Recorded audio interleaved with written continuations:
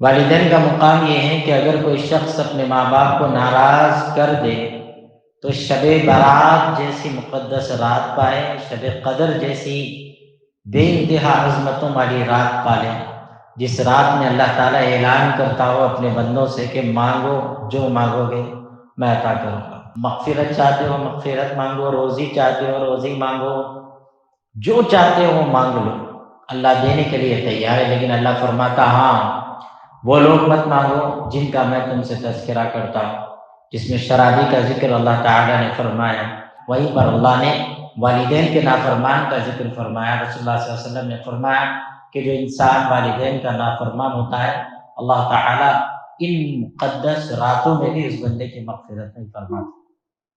وہ اللہ سے معافی مانگ لے تو بھی فائدہ نہیں ہے جب تک کہ وہ اپنے ماں باپ سے معافی نہیں مانگ لیتا۔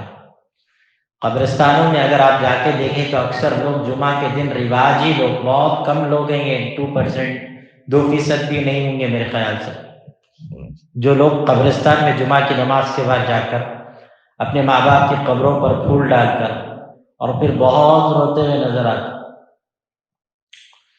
تو پتہ چلتا ہے کہ ان کو اپنے ماں باپ کی بڑی قدر ہے اور وہ آگے رو رہے ہیں۔ ایسی کتنی اولادیں ہوں گی جو اپنے ماں باپ سے آج معافی مانگنا چاہتی ہیں مگر ماں باپ ہے نہیں۔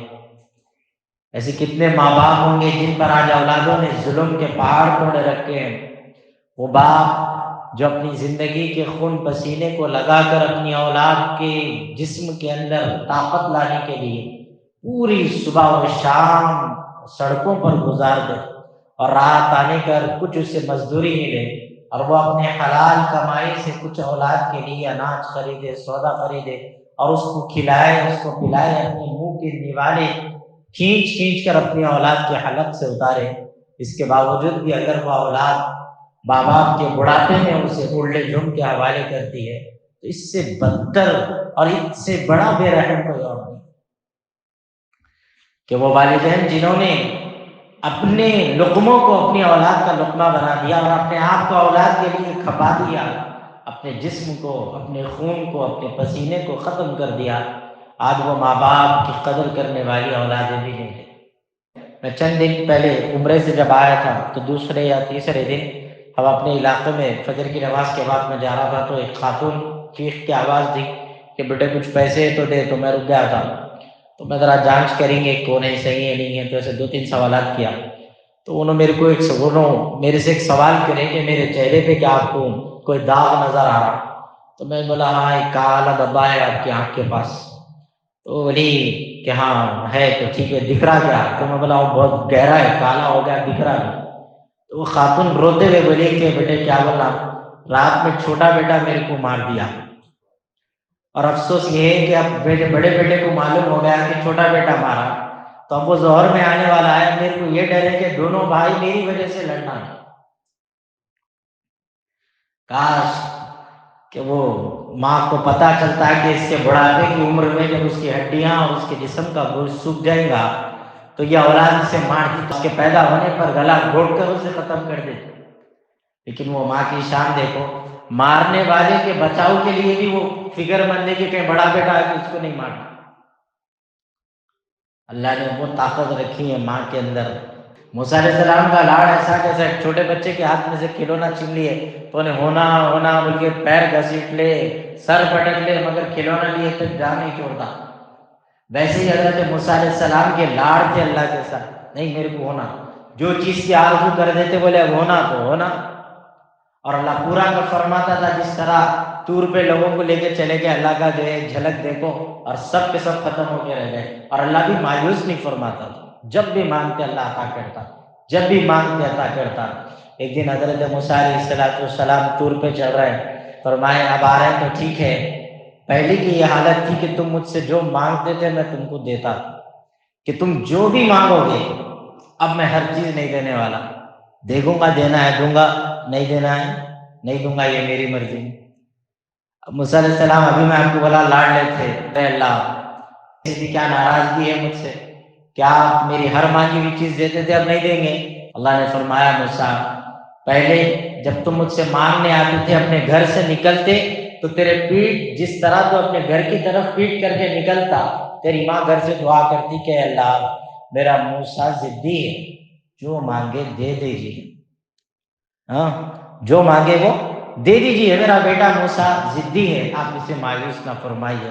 اور آج تم جب گھر سے نکلے تو وہ ہاتھ اٹھانے والی ماں نہیں رہی، تو جب دعا نہیں تو ملے گا نہیں، محدود ہو گئی ان کے اوپر نعمت۔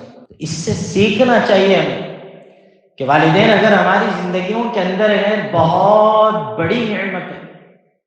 ایک شخص شرابی تھا، حضرت پیر ذوالفقار صاحب نقشبندی دامت برکاتہ ان کی ایک کتاب ہے، تو وہ کتاب میں انہوں نے لکھا کہ ایک شرابی نوجوان تھا، اس کا انتقال ہوا۔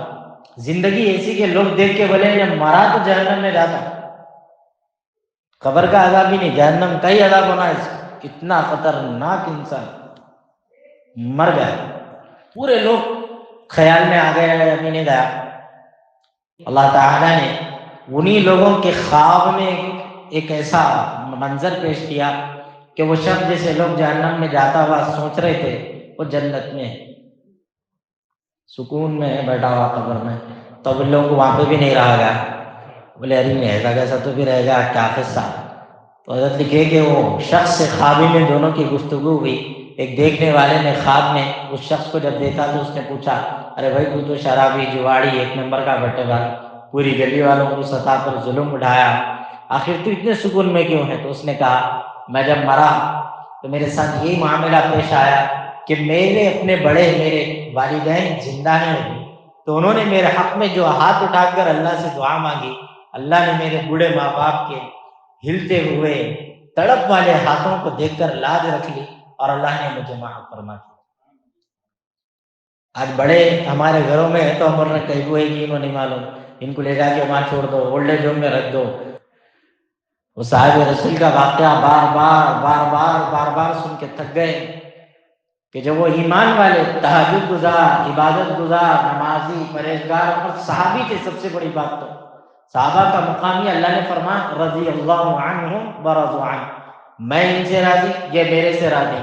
اور پھر اللہ نے فرمایا وعد اللہ الحسنى، کہ ان سے سچا وعدہ ہے جنت کا، جہنم کا منہ بھی نہیں دیکھیں گے۔ جن جن لوگوں نے رسول اللہ صلی اللہ علیہ وسلم کے چہرے کو دیکھا اور جن جن لوگوں نے اللہ کے رسول پر آخری سانس تک ایمان رکھا، اللہ کو اپنا رب مانا، رسول اللہ صلی اللہ علیہ وسلم کو اپنا نبی مانا، اللہ نے ان سے کہا کہ میرا وعدہ ہے کہ تم جنتی ہو، وعدہ ہے کہ تم جنتی ہو۔ لیکن اس کے باوجود وہ صحابی رسول اپنے بستر پر تڑپتے رہے، لیکن ان کے جسم سے روح جدا نہیں ہوتی۔ کیا وجہ؟ ایک ماں ناراض، اللہ صلی اللہ علیہ وسلم نے بلا کر کہا کیا تو اپنے بیٹے کو معاف نہیں کرے گی؟ اس نے کہا رسول اللہ کیسے معاف کروں؟ جب بھی اس کے چہرے کو دیکھتی ہوں، اس کی زبان سے نکلنے والی جھڑکیاں، اس کی زبان سے نکلنے والی گالیاں میرے دل کو توڑ دیتی ہیں۔ آقا صلی اللہ علیہ وسلم نے فرمایا تو اب بھی معاف نہیں کرے گی؟ اس نے کہا رسول اللہ میں معاف نہیں کرتی۔ ماں ہے، سخت دلی کا اس نے صرف مظاہرہ کیا، نہیں کرتی۔ آقا نے صحابہ کو بلا کر فرمایا پورے گلیوں کی لکڑیوں کو جمع کرو اور گہری آگ لگاؤ کہ جتنی وہ گہری ہوتی آگ، کہ اتنی گہری کہ اس کو اگر ڈال دیں تو اس کا وجود باقی نہ رہے۔ قربان جائیے اس ماں کی ممتا کے۔ اس نے کہا رسول اللہ کیوں میری اولاد کو آپ آگ میں ڈالتے ہیں؟ آقا نے فرمایا اگر اسے یا نہیں جلاؤں گا یقیناً تو معاف نہیں کریں گے، روز محشر میں اللہ اس کو آخرت کے اندر جہنم کے اندر یہ جلتا ہوا رہے گا۔ اس ماں نے کہا رسول اللہ اگر بات یہ ہے تو ٹھیک ہے میں معاف کرتی۔ ادھر یہ بولے معاف کرے، ادھر انہوں نے پڑھا لا الہ الا اللہ محمد رسول اللہ پڑھ کر وہ اس دنیا سے رخصت ہو گئے۔ میرے عزیزوں سمجھیے اس بات کو کہ اللہ نے والدین بہت بڑی نعمت دی، اس کی قدر کرنا ہم سب کی ذمہ داری ہے۔ والدین کا وہ حق ہے کہ ان کی موت کے بعد بھی اولاد کو اللہ نے فرمایا کہ تم ان کی مغفرت کے لیے دعائیں کرو گے۔ ایک شخص کے والد کا انتقال ہوا، جو واقعہ آخری انشاءاللہ پھر بات ختم۔ ایک شخص کے والد کا انتقال ہوا تو ان کے دوست نے خواب میں یہ دیکھا کہ قبرستان ہے، بالکل سناٹا، رات کا اندھیرا، ہر شخص اپنے اپنے قبر سے اٹھ کر نکل کے آ رہا اور آسمان سے ایک عجیب سا نور قبرستان میں اترا اور سب لوگ جھڑپ رہے ہیں، لڑ رہے ہیں، جھگڑ رہے ہیں اس نور کو لینے، کوئی چھین رہا، کوئی کچھ کر رہا، کوئی کچھ کر رہا، کوئی کچھ کر رہا۔ تو انہوں نے یہ دیکھا کہ سب قبروں سے اٹھ کے لڑ رہے ہیں ایک طرف اور ایک آدمی کونے میں اپنی قبر سے نکل کر ایک جھاڑ کے نیچے بیٹھا ہوا ہے، جس کے سینے سے ایک عجیب سا نور نکل رہا، وہ اس نور کو سمیٹتے جا رہا۔ تو یہ صاحب جا کے ان سے پوچھے، بھائی سب جنے وہ کیا تو بھی جھگڑا کر رہے ہیں اور آپ کا نے اتنا غصہ ہے، آپ کا سے کوئی آ کے کھینچ لے رہا بھی نہیں۔ تو انہوں نے فرمایا کہ یہ لوگ جو اوپر سے آنے والا نور ہے، یہ وہ نور ہے، یعنی یہ وہ ایصال ثواب ہے جو رسول اللہ صلی اللہ علیہ وسلم کی امت نے پوری امت کے نام سے بخشا ہے، یہ وہ ہے۔ آسمان سے آیا، آپ سب اس لیے جھگڑ رہے ہیں کیونکہ جتنا اجر و ثواب ملے گا اتنا قبر میں سکون ملے گا۔ بولے آپ کے پاس یہ کیا ہے؟ فرمایا کہ اللہ نے مجھے توفیق دی کہ میں نے اپنی اولاد کو حافظ قرآن بنایا، اس کے سبب میری اولاد مجھے روز قرآن کی تلاوت پڑھ کے بخشتی ہے، یہ میرا اجر و ثواب ہے جو میری اولاد نے میرے حق میں بھیجا ہے۔ چند دن گزرے تھے، بس دوبارہ خواب دیکھے تو یہ صاحب بھی ادھر آ کے جھڑپ رہے اسی سال ثواب میں۔ تو انہوں دیکھ کے بولے یہ کیا ہوگا، اور وہ شان دیکھیے کہ انہوں یہ دیکھے اس طرف یہ منظر اور آنکھ کھلی، وہ دیکھ نہیں سکے، ان سے بات نہیں کر سکے اس خواب میں، تو اٹھ کے چلے گئے ان کے اولاد کی خبر لینے، تو پتا چلا کہ اسی شام ان کے اولاد کا بھی انتقال ہو گیا۔ ہمارے والد صاحب ہمیشہ فرماتے ہیں کہ بیٹے دیکھو، اللہ نے جس کو بھی اولاد دی، جیسے ہی ایک اولاد پیدا ہو گئی تو ماں باپ کے کھاتے میں اولاد کے برابر، ہمارے پاس نیکیوں کا ایک اکاؤنٹ ہے، برائیوں کا ایک اکاؤنٹ ہے، اسی طرح جب اولاد جتنی اضافہ ہوتی ہے 1 2 3 4، اسی طرح اللہ ہمارے پاس اکاؤنٹس بھی اضافہ کرتا، برائی کا اکاؤنٹ بھی اور ایک کھل جاتا، نیکی کا اکاؤنٹ بھی ایک اور ایک کھل جاتا۔ بولے وہ کس لیے؟